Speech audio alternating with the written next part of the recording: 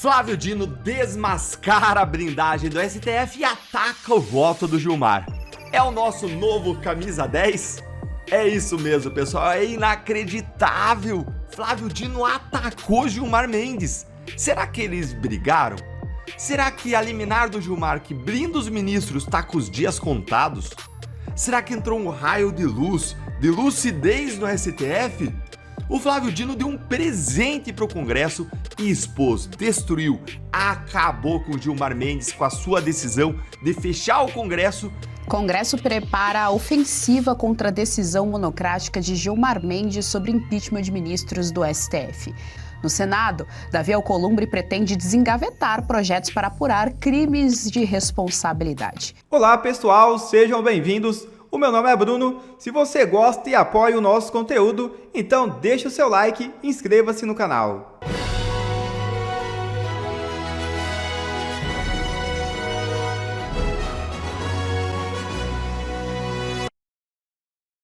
Pedido de impeachment com 68 mil assinaturas chega ao Senado.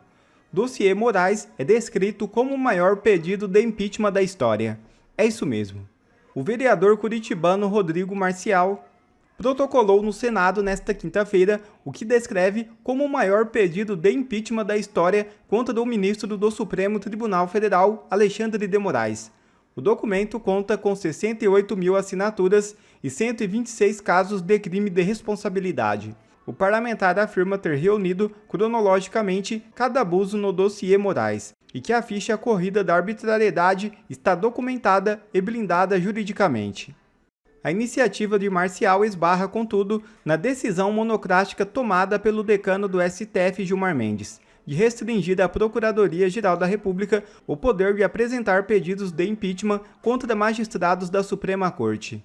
A oposição, por sua vez, apresentou uma proposta de emenda constitucional para restabelecer a regra de que qualquer cidadão pode apresentar denúncia contra os ministros.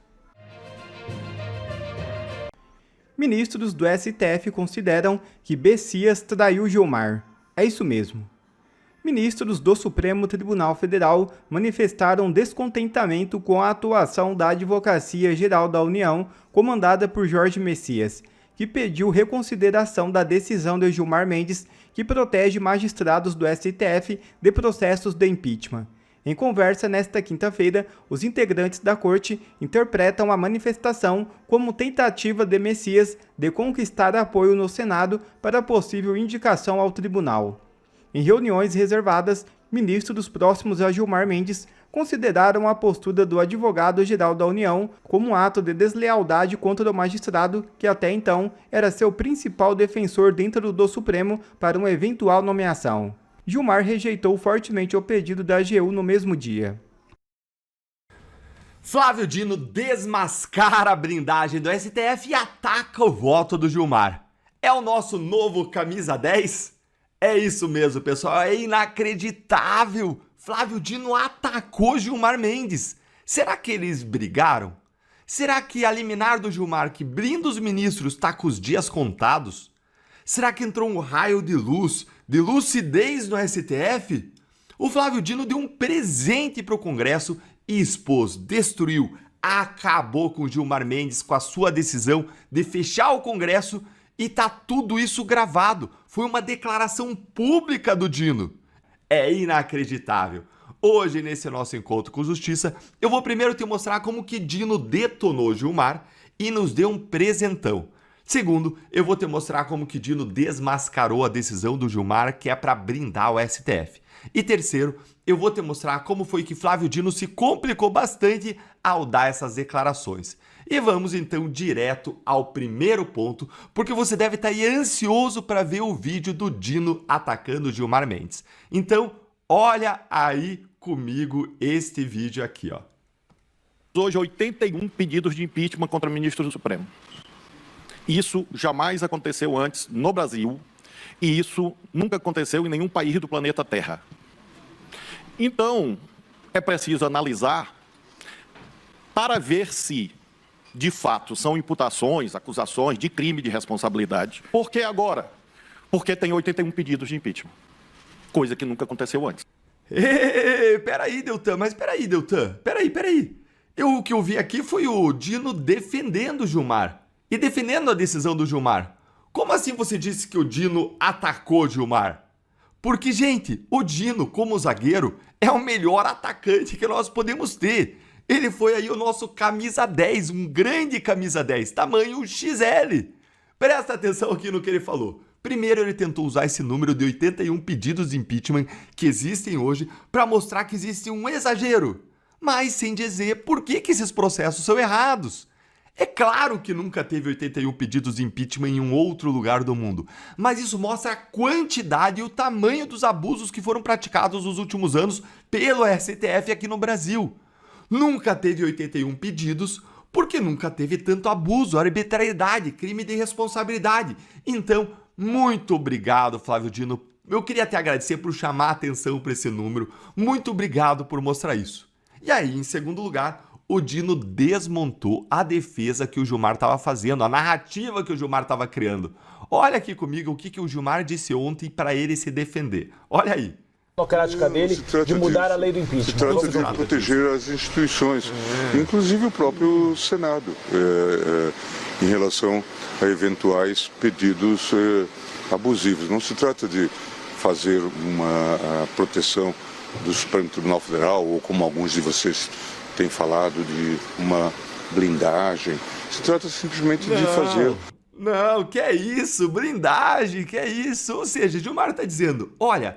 Não é porque tem pedidos de impeachment contra o STF, o que eu fiz, na verdade, não diz respeito a isso, aos pedidos de impeachment que tem. O que eu fiz foi fazer valer a Constituição, é simplesmente analisar a lei do impeachment diante da Constituição, uma análise técnica, não tem essa história de blindagem aí não. E aí veja o que o Dino, o nosso camisa 10, ele vai lá e diz, olha aqui estes 5 segundos preciosos de novo. Ó. Por que agora? Porque tem 81 pedidos de impeachment. Ou seja, o Dino diz, é sim para blindar o STF, é sim porque tem 81 pedidos de impeachment e nós estamos com medo, é isso que ele está dizendo. Boa, Dino, ó. Depois da Janja, mais um pouco, ó, e você vai virar o nosso preferido, hein? E por que você disse, Deltan, que o Dino se complicou com essa declaração? Gente, ele se enrolou ali como um rocambole nessa declaração. O Dino, ele disse na sua declaração que ele espera que esse julgamento sirva para que o Congresso faça uma nova lei de impeachment. Com isso, ele está indicando como que ele vai votar, que ele vai votar com o Gilmar, declarando inconstitucional a lei do impeachment.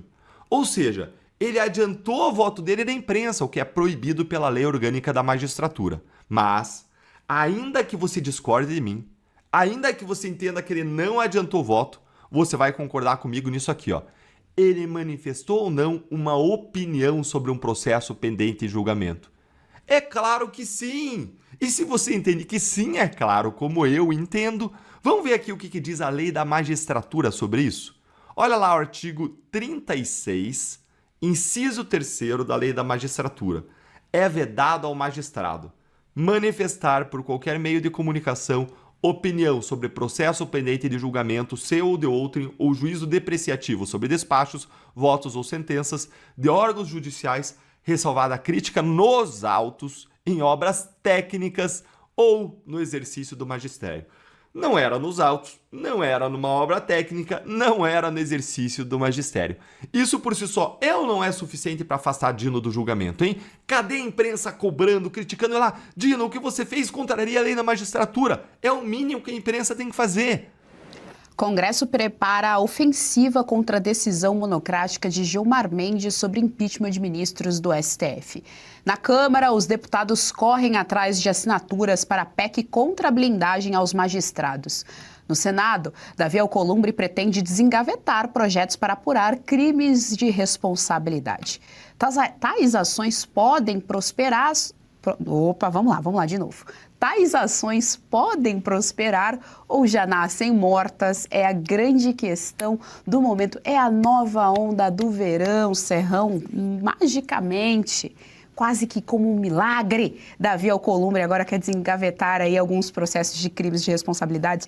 E isso é interessante, essa justificativa do Gilmar Mendes em relação a essa prerrogativa do Senado. Ele alega que a lei caducou e ignora completamente que uma estabilidade de uma sociedade é medida justamente pelo grau de não tantas mudanças dentro da lei. Ou seja, quanto menos você muda, mais estável é, mais normal é.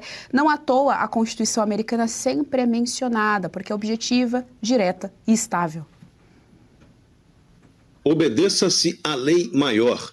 Obedeça-se toda a lei que tenha legitimidade. É isso. Esse deveria ser o princípio da normalização do direito no Brasil. Só que não estamos nesse modelo.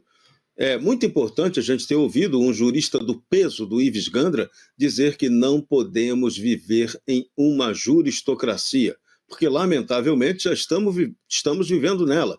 Não sabemos se é uma juristocracia, se é uma supremocracia, ou que regime a gente deve chamar o que está acontecendo hoje no Brasil. O fato concreto é, os políticos, o Congresso Nacional, há muito tempo, abriu mão de seu correto poder de ser peso e contrapeso de algo muito grande que se deixou crescer demais, hipertrofiou o seu poder, como é o caso do Supremo Tribunal Federal, que deveria ser um mero guardião da Constituição. Mas o Congresso lá atrás se equivocou estrategicamente quando fez uma reforma do Poder Judiciário em 2004, que deu poderes crescentes ao Supremo Tribunal Federal.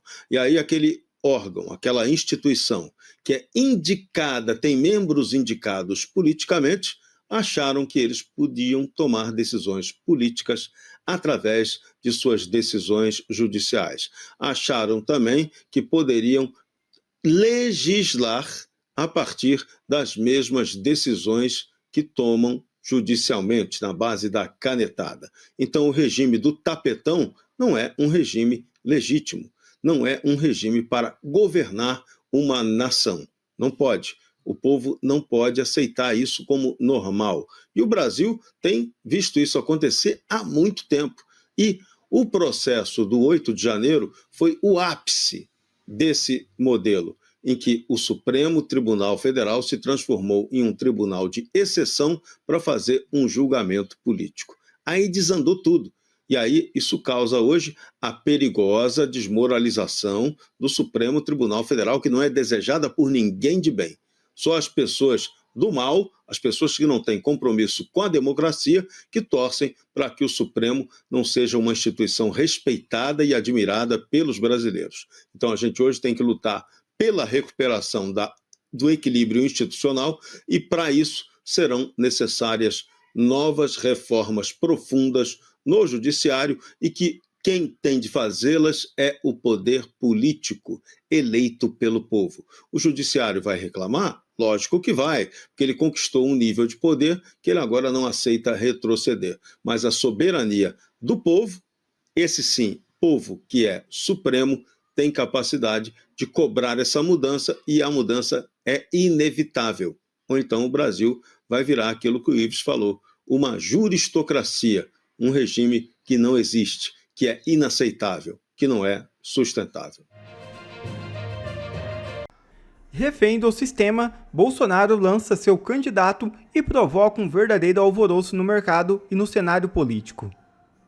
O presidente do PL, Valdemar Costa Neto, confirmou então em nota à imprensa de que Bolsonaro teria ratificado, ou seja, confirmado o nome de seu filho, o senador Flávio Bolsonaro, para concorrer às eleições à presidência da República em 2026. Essa informação que estava circulando, mas ainda não havia ali uma confirmação por parte de ninguém da família. No entanto, era por volta ali das 15h30, das 3h30 da tarde, quando o próprio senador Flávio Bolsonaro usou a sua rede social do X para confirmar, então, essa indicação, então, do ex-presidente Jair Bolsonaro. E eu vou ler aqui um trecho da nota para vocês. É com grande responsabilidade que confirmo a decisão da maior liderança política e moral do Brasil, Jair Messias Bolsonaro, de me conferir a missão de dar continuidade ao nosso projeto de nação. Eu não posso e não vou me conformar ao ver ver o nosso país caminhar por um tempo de instabilidade, insegurança e desânimo. E não vou ficar de braços cruzados enquanto vejo a esperança das famílias sendo apagada e nossa democracia sucumbindo. O nosso país vive dias difíceis em que muitos se sentem abandonados, aposentados são roubados pelo próprio governo, narcoterroristas dominam cidades e exploram trabalhadores, estatais voltaram a ser saqueadas, novos impostos não param de ser criados ou aumentados, nossas crianças não têm expectativas de futuro. Ninguém aguenta mais. Mas creio em Deus, que não abandona a nossa nação, e creio que ele levanta pessoas e inicia novos tempos quando o povo clama por justiça. E diz mais: creio que nenhum cativeiro é maior do que o poder de Deus para libertar. Me coloco diante de Deus e diante do Brasil para cumprir essa missão.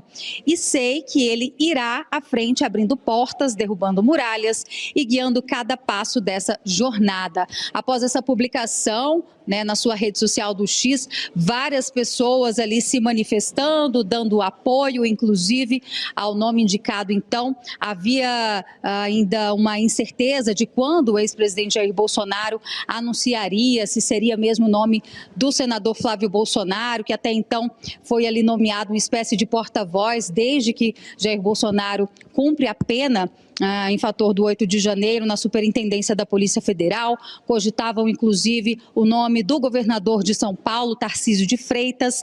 E a gente lembra que ainda nesta semana o senador Flávio Bolsonaro teve um encontro com Tarcísio lá no Palácio dos Bandeirantes em São Paulo.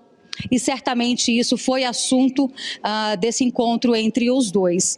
O fato é que agora temos um nome, Geise, e pelo discurso ali, pela nota, pela publicação do senador Flávio Bolsonaro, a intenção é não deixar o povo desacreditado nesse momento em que Jair Bolsonaro encontra-se preso. Então, lança aí o nome de Flávio Bolsonaro na pré-candidatura à presidência da República para 2026. Agora, vamos acompanhar como se deve desenhar o cenário político daqui para frente. Sabemos que existem alguns partidos de centro que certamente podem querer firmar algum tipo de apoio, conseguindo ali uma vice-presidência da República. São vários partidos candidatos, vários caciques partidários querendo entrar nessa chapa, ou quem sabe até mobilizar uma chapa 3, uma terceira via, como é chamada. A gente segue acompanhando toda a repercussão agora, já que foi anunciado há muito pouco tempo, menos de uma hora, e a gente já traz aqui, claro, para a nossa audiência. Geise, volto com você. Serrão, boa tarde, seja muito bem-vindo ao Jornal da Oeste. Saudações, querida Carol, saudações, poderosa Geisiane.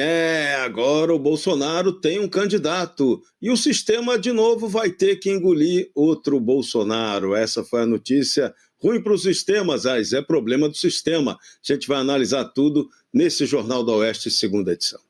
Isso aí, Carol, quero começar aqui contigo. Então tá aí, nome de Flávio Bolsonaro chancelado pelo Jair Bolsonaro, chancelado também pelo próprio Valdemar Costa Neto, que falou ali que foi informação direta do ex-presidente, a candidatura de presidência, portanto, das eleições do ano que vem.